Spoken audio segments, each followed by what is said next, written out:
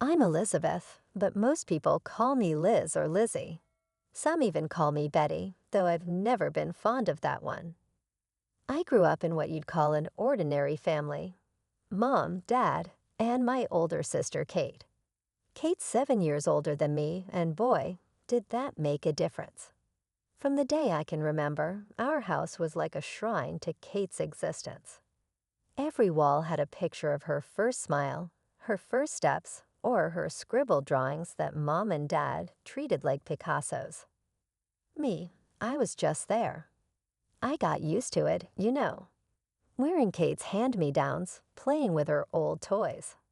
It wasn't great, but I didn't know any different. I just learned to keep quiet and not make a fuss.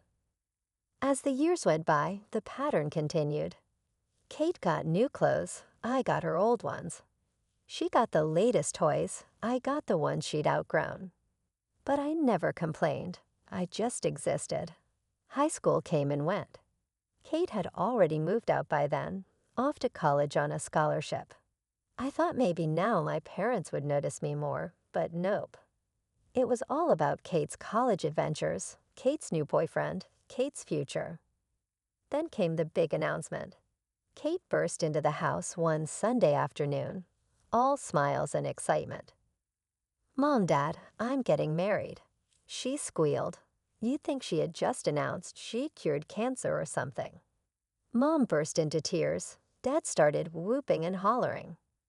Me, I just sat there, wondering if anyone remembered I was in the room. Kate turned to me, her eyes shining. "Lizzie, you'll be my bridesmaid, right?" I nodded, forcing a smile. "Sure, Kate." "Congratulations." As they all hugged and cried and laughed, I slipped out of the room. No one noticed. They never did. Kate's wedding turned out to be a bigger deal than anyone expected. One evening, I overheard my parents talking in hushed tones in the kitchen. "We'll have to take out a loan," Dad said, his voice strained. "I know," Mom sighed, "but it's Kate's big day. We can't let her down." I felt a knot form in my stomach. They were going into debt for Kate's wedding. I wanted to say something, to point out how crazy this was, but I knew better. My opinions didn't matter much in this house. The wedding was a lavish affair. Kate looked like a princess, and our parents beamed with pride. I stood there in my bridesmaid dress, feeling invisible, as always. After the honeymoon, Kate dropped another bombshell. "I've decided to be a housewife," she announced over Sunday dinner. "Jack makes enough for both of us." Mom and Dad exchanged glances. I could see the worry in their eyes, but they plastered on smiles. "That's wonderful, sweetheart," Mom said. "If that's what makes you happy." I wanted to scream. They'd taken out a loan for her wedding, and now she wasn't even going to work. But I kept my mouth shut, pushing my food around my plate. It wasn't long before Kate was pregnant, with twins, no less. Our parents went absolutely nuts. Twins. Dad kept saying, shaking his head in wonder, "Can you believe it?" I could believe it. I could also believe what came next. "We should help them buy a house," Mom suggested one night. "They'll need the space with 2 babies on the way." Dad nodded. "We could make the down payment on a mortgage. There's that nice place not far from here." I couldn't stay quiet anymore.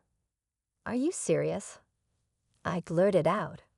"You're already in debt from the wedding, and now you want to buy them a house." They both looked at me like they'd forgotten I was there. Maybe they had. "Elizabeth," Mom said, her voice stern, "this is what family does. We help each other." The twins were born a few months later, 2 little boys, cute as buttons. Mom and Dad were over the moon, spending every free moment at Kate's new house, cooing over the babies. Meanwhile, I was finishing up high school, trying to figure out my next steps. College was the obvious choice, but how was I going to pay for it? One night, I worked up the courage to ask, "Mom, Dad, I've been looking at colleges." That's nice, dear, Mom said, not looking up from the photo album of the twins she was putting together. I was wondering, could you help me with tuition? They exchanged that look again, the one that said they'd rather be talking about anything else. Well, sweetie, Dad started, we'd love to help. But with the loan for Kate's wedding and helping with the house, we can cover half. Mom jumped in, but you'll need to figure out the rest on your own. I felt like I'd been punched in the gut. Half. That's all they could do after everything they'd done for Kate. But I knew arguing was pointless. Okay, I said, my voice small. Thanks. As I walked back to my room, I heard them resume their conversation about the twins' latest accomplishments. I closed my door, leaned against it, and for the first time in years, I let myself cry. I'd managed to get into the local community college, not my dream school, but the only one I could afford with my parents' measly contribution. To make up the difference, I landed a part-time job at a nearby diner. Let me tell you, waiting tables while trying to keep up with college coursework is no picnic. I dragged myself home most nights, dead on my feet, dreaming of my bed. But even that small comfort was often yanked away from me. It started one Friday evening. I just finished a brutal shift and was looking forward to face planting into my pillow when I walked in to find Kate in our living room, the twins crawling around her feet. "Oh, Lizzie," she exclaimed. "Thank God you're here. I'm at my wit's end with these two. Mind watching them for a bit? Jack and I haven't had a date night in ages." Before I could even open my mouth, she was out the door, leaving me with two screaming 3-year-olds. "What the hell?" I muttered, staring at my nephews. Don't get me wrong, I love the little terrors, but this wasn't what I signed up for. Mom wandered in from the kitchen. "Your sister is exhausted. This is what family does. Besides, it'll be good practice for when you have your own kids." I wanted to scream. Kids? I'm barely keeping my head above water as it is. This became a regular occurrence. Every weekend, without fail, Kate would show up, drop off the twins, and disappear. Sometimes she'd claim she had errands. Other times, she and Jack would go catch a movie or grab dinner. And every time, I'd end up playing babysitter. One Saturday, after a particularly hellish week of exams, I'd had enough. Kate had just breezed out the door, leaving the twins mid-tantrum. "Mom, Dad," I said, trying to keep my voice steady. "This isn't fair. I'm exhausted. I work, I study, and now I'm expected to give up my weekends too." Dad barely looked up from his newspaper. "Lizzie, your sister needs the help. You should be glad to do it. But what about what I need?" I protested. "I'm running myself ragged here." Mom sighed. "Elizabeth, don't be selfish. Kate has 2 children to look after. You don't know how hard that is." I gave up. It was clear they weren't going to listen, so I resigned myself to my fate. Classes during the week, work in the evenings, and unpaid babysitting on the weekends. Personal life? That was a joke. The closest thing I had to a social life was making small talk with customers at the diner. Dates? Forget about it. Between work, study, and the twins, I barely had time to shower, let alone meet someone. I was at my breaking point. The constant juggle of work, school, and forced babysitting had left me drained both physically and mentally. I needed a break, a real one, away from everything and everyone. So I made a decision. "Mom, Dad," I announced one evening, "I'm taking a few days off. I'm going to the beach." Their reaction surprised me. For once, they actually seemed happy for me. "That's wonderful, Lizzie," Mom exclaimed. "Where are you going?" I told them about the cheap motel I'd found online, right by the ocean. Nothing fancy, but it was all I could afford. Dad nodded approvingly. "Good for you, kiddo. You deserve a break. I almost fell over from shock. Was this really happening? Were they actually acknowledging my needs for once? The day finally came. I packed my bag, hopped on a bus, and felt the weight lifting off my shoulders with every mile that passed. When I finally arrived at the coast, I couldn't believe my luck. The motel was small and a bit run down, but the ocean view was spectacular. I dropped my bag in the room and headed straight for the beach. The salty air filled my lungs, and for the first time in months, I felt like I could breathe. I treated myself to lunch at a cute little seaside cafe, savoring every bite. No screaming kids, no homework, no customers to please. Just me, my thoughts, and the sound of the waves. As the sun started to set, I headed back to the motel, already planning my evening of peaceful solitude. But as I approached my room, I heard familiar voices. Surprise, Lizzie! I froze.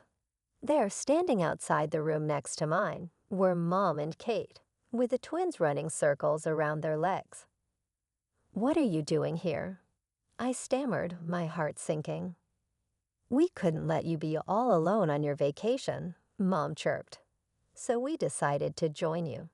We're right next door." I noticed their suitcases outside one of the nice rooms. Of course, they'd splurged on themselves while I was in the budget option. Before I could process what was happening, Kate was pushing the twins towards me. "The boys have been dying to see the ocean," she said. "You don't mind watching them for a bit, do you?" "I want to take a walk on the beach, and I need to run to the store. We'll be back soon." Just like that, they were gone, leaving me standing there with two overexcited 3-year-olds tugging at my hands. What followed was the worst vacation of my life. The twins were out of control, tearing around my small room like tornadoes. They ripped the curtains, broke glasses, and somehow managed to clog the toilet with apples. I had to shell out money I didn't have for repairs and to call a plumber. By the end of the weekend, I was more exhausted than I'd ever been. The final straw came when Kate had the audacity to complain about how tired she was from all the traveling. I lost it. The argument that followed was epic. I yelled, Mom cried, Kate sulked, and the twins screamed. Through it all, I packed my bags that night and caught the first bus home in the morning. As I watched the coastline disappear behind me, I felt something shift inside. This couldn't go on. Something had to change. I dragged myself through the front door, exhaustion weighing heavily on my shoulders. Dad was in his usual spot, eyes glued to the TV. He barely grunted a hello as I passed. I crashed into bed that night, my mind a whirlwind of emotions and half-formed plans. When morning came, I knew what I had to do. I was halfway through packing my suitcase when I heard the front door slam. Mom's voice rang out, sharp and irritated. "Elizabeth, where are you?" She appeared in my doorway, face flushed with anger. "I can't believe you just left us there. Do you have any idea how difficult it was to manage the twins on our own?" I bit back a retort about how I managed the twins on my own all the time.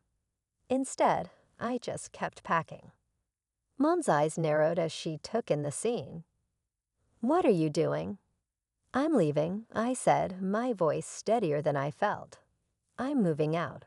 I need my own life." Their reactions were immediate and predictable. "How can you be so selfish?" Mom cried. "After everything we've done for you?" Dad's face turned red. "You ungrateful girl. Have you thought about your sister?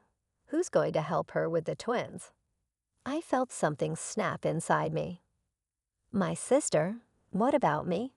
When has anyone in this family ever thought about what I need?" "Elizabeth." Mom gasped. "No," I pressed on. "I'm serious. Kate has a husband. Let him help with the kids. I need to focus on my own." "If you leave here, young lady," Dad growled, "if you walk out that door, Don't expect us to keep paying for your college. You'll be on your own." I looked at them both, these people who were supposed to love and support me unconditionally. In that moment, I realized they were strangers to me. "Fine," I said, zipping up my suitcase. "I'd rather be on my own than live like this. No personal life, no time for myself, just constant demands and screaming kids. I'm done." I pushed past them, dragging my suitcase down the stairs. They followed, still shouting, but I tuned them out. As I reached for the door handle, Mom made one last attempt. "If you leave now, don't bother coming back," she said. I paused, my hand on the doorknob. Then, without looking back, I opened the door and stepped out into the unknown. The next few weeks were a blur. I crashed on a classmate's couch while scrambling to find a more permanent solution. Eventually, I connected with a girl from my study group who was also looking for a roommate. We found a tiny apartment that we could just barely afford between the two of us. With my parents cutting me off financially, I had to pick up more shifts at the diner. I was working almost full-time on top of my classes. There were nights I thought I wouldn't make it. The exhaustion was so deep I could barely think straight. But you know what? For the first time in my life, I felt free. No one was making demands on my time. No one was guilting me into babysitting or putting their needs before my own. The apartment was small. My bed was a mattress on the floor, but it was mine. I threw myself into my studies with a determination I didn't know I possessed. Every all-nighter, every missed social event, every extra shift, it was all working towards my goal, my future. Before I knew it, 2 years had passed. As I sat in the auditorium on graduation day, waiting for my name to be called, I scanned the crowd. A small part of me hoped to see a familiar face, Mom, Dad, even Kate. But the seats I reserved remained empty. Life after college was like stepping into a whole new world. I landed a job at a marketing firm, and suddenly I had a steady income that wasn't just scraping by. For the first time in years, I could breathe easy. I rented my own apartment, nothing fancy, but it was all mine. No roommates, no family drama, just peace and quiet. And let me tell you, it was glorious. I started doing all those normal things I'd missed out on before. I went on dates, made new friends, and even had a couple of short relationships. Nothing serious, but it was fun to just be young and carefree for once. My parents, they were still in the picture, but barely. We talked maybe once a month, stilted conversations full of awkward silences and thinly veiled disapproval. They were still sore about me moving out, and I wasn't exactly rushing to mend fences. Then came my 25th birthday. I had plans with friends, nothing wild, just dinner and drinks. But a week before, I got a call from Mom. "Elizabeth," she said, her voice oddly cheerful, "we want you to come over for your birthday. The whole family will be there." Against my better judgment, I agreed. When I arrived at my parents' house, it was like stepping back in time. Kate and her husband were there, the twins now 7 years old, running around like little tornadoes. Various aunts, uncles, and cousins were there too. Everyone was all smiles and hugs. "Happy birthday, Lizzie." They chorused as I walked in. I plastered on a smile, accepting hugs and well wishes. Then came the gifts. Most were typical: clothes, books, gift cards. But then Mom handed me an envelope with a flourish. "This is from all of us," she said, beaming. I opened it, my stomach sinking as I saw what was inside. A ticket to a beach resort. "We're all going," Dad announced proudly. "A big family vacation. We've paid for everything." I froze. A family vacation with the twins. It was my ruined beach trip all over again. I opened my mouth to refuse, but Mom squeezed my arm, whispering harshly, Don't you dare make a scene.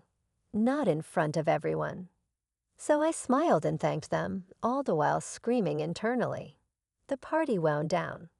Relatives trickled out, and finally it was just us, me, Mom, Dad, Kate, and her family. That's when I let loose. "I'm not going," I said flatly. "What?" Kate gasped. "But it's a family trip." "Exactly," I replied. "And I'm not interested in spending my vacation babysitting your kids again." Kate burst into tears. "You don't love us at all, do you? You don't care about your nephews." "I care about them just fine," I snapped. "But if I wanted kids, I'd have my own." The argument went round and round. Mom called me ungrateful. Dad looked disappointed. Kate kept crying. They all tried to guilt me, to pressure me into giving in. "Fine," I said finally, my voice tired. "I'll go." They all looked relieved, like they'd won some great victory. But they had no idea what was coming. The day of departure arrived, and I found myself at the airport, surrounded by my overly cheerful family. Kate and her husband were practically bouncing with excitement, already making plans for all the alone time they'd have while I watched the twins. "You'll have so much fun with Aunt Lizzie," Kate told the boys, winking at me. "She'll take you to the beach, build sandcastles, maybe even go snorkeling." Mom and Dad were beaming too, going on about how nice it would be for Kate to have a break. Not once did anyone ask what I wanted to do on this vacation. It was clear they all saw me as nothing more than a convenient babysitter. As we approached the check-in counter, I made my move. "Oh," I exclaimed, feigning discomfort.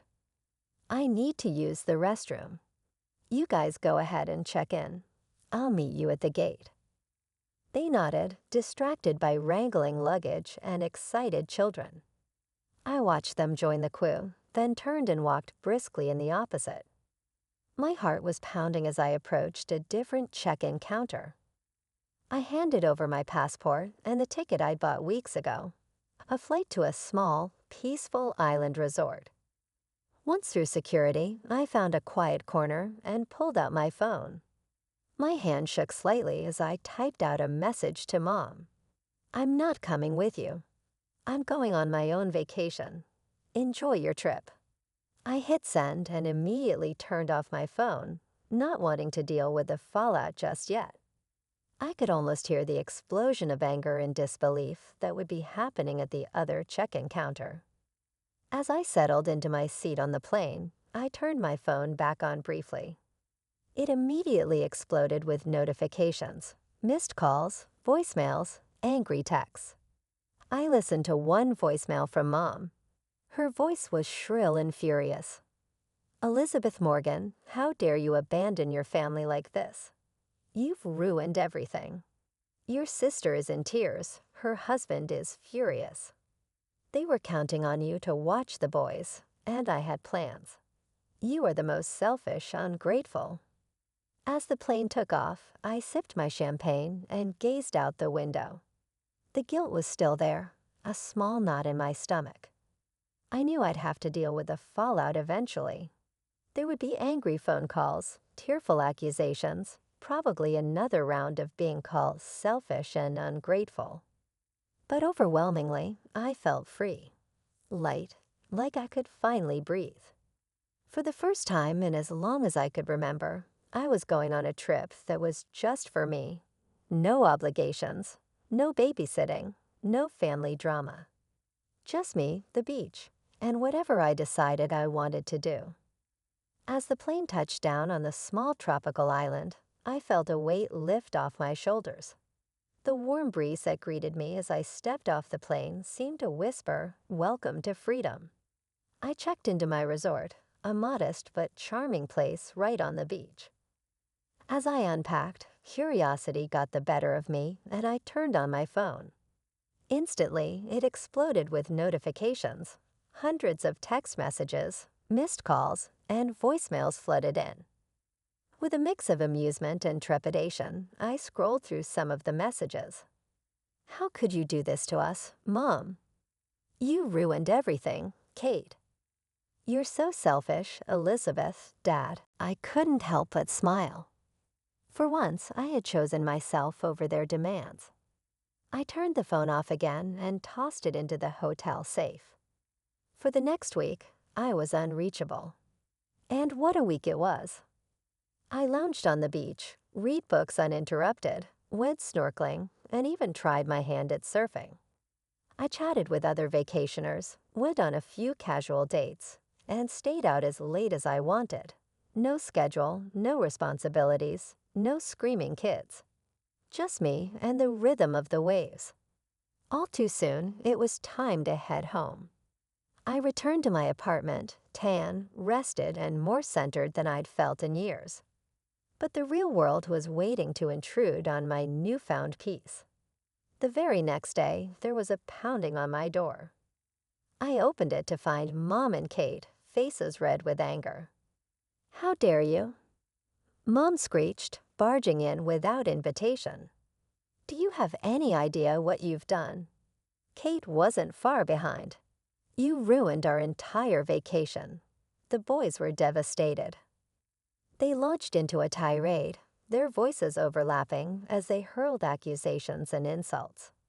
I was selfish, ungrateful, a terrible daughter and sister. I owed them for the ticket they'd bought me for the vacation I'd ruined. I owed them for the childcare I'd failed to provide.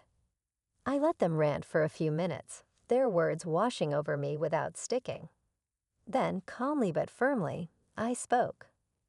"That's enough," I said, my voice cutting through their noise. "I don't owe you anything. Not money, not childcare, not my time. I'm an adult, and I get to make my own choices." Mom opened her mouth to argue, but I held up a hand. "I'm not discussing this further. Please leave. When you're ready to treat me with respect and have a calm conversation, we can talk. Until then, I think it's best we don't communicate." They stared at me, shocked into silence. Then, with a few more choice words, they stormed out. As the door slammed behind them, I let out a long breath. It wasn't easy, but it felt right. Over the next few weeks, I made some big changes.